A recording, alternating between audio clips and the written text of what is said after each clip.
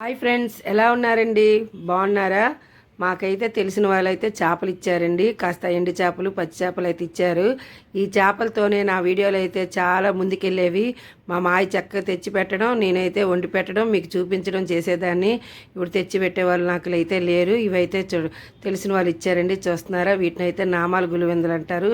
ఇంకా అదిగో అదైతే మెత్తనపారండి.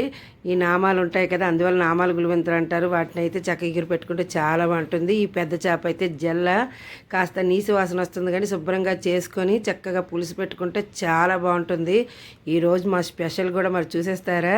నేనైతే చక్కగా చేపలు అయితే క్లీన్ చేసేసి ఇగోటి ఇంకా జలనైతే చక్కగా చేపల పులుసు పెట్టేశానండి. వాతావరణం చాలా చల్లగా ఉంది కదా, వేడి వేడి చేపల పులుసు వేసుకొని తింటే మామూలుగా ఉండదు కదా. ఇంకా జలనైతే చేపల పులుసు పెట్టేశాను. ఇంకా ఇదిగోటి ఇంకా వేడి వేడి అన్నము చేపలు అయితే ఫ్రై చేసేసానండి. ఇంకా గులివెంతులు మెత్తనపారలు అయితే ఇంకా ఫ్రై చేసేసాను. మా చిన్నోడికైతే ఎగ్ రైస్ అయితే చేసేసాను.